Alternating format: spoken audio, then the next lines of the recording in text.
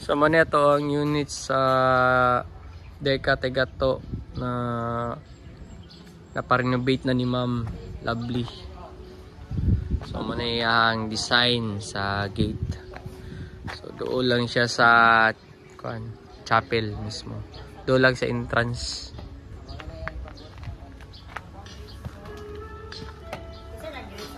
Bali sloping lang ni dire.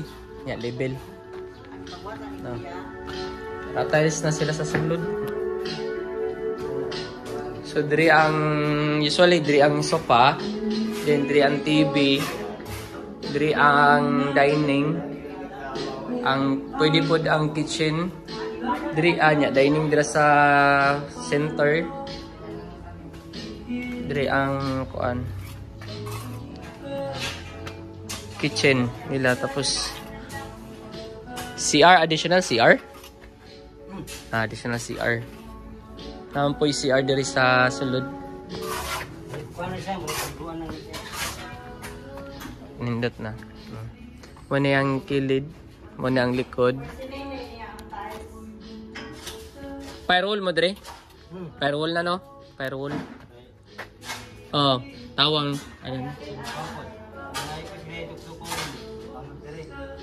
Di ang safety good first. Jud safety good kay tawaw.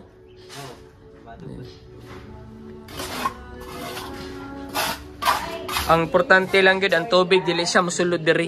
Salo jud siya. Sandayong. Oh. Ang kana diha, boss. Dapat inyo jud ng isarado. Gokro ninyo ng ano? Gokro ninyo. Tanggal man eh.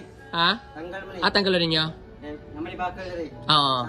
Ang importante na kuan siya, pantay sa tong kuno. Para safety. Para sirado gid ba ang balay sa likod. Fresh. Munya ang kuan. Yes. Nice ang kuan ties. Nindot. Uy, baka ano pa, humok pa siya lang eh. Asa? Basta humok pa. Okay na? Muna yung bedroom 1. Pwede naman yung bedroom 2.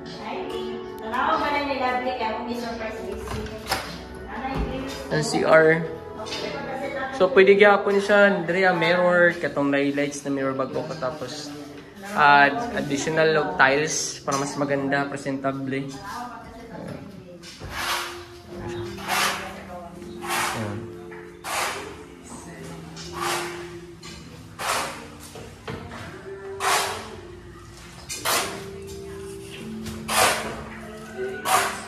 Ni siya.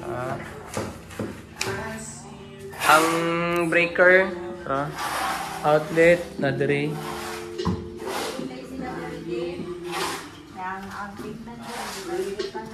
So muning gawas.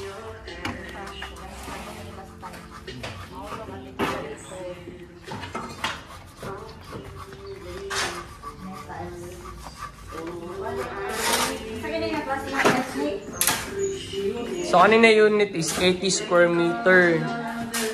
Kung if ever gusto nyo 100 square meter, pwede din. Ano siya parkingan. Pero usually dito sa Deka Tegato is 80 square meter gid siya usually. Magkaroon lang siya ng big lot if ever may corner lot or 95 square meter. Pero but the inner lot will be 80 square meter gid siya per min kuan. Permente 80. There's 80 na siya. So,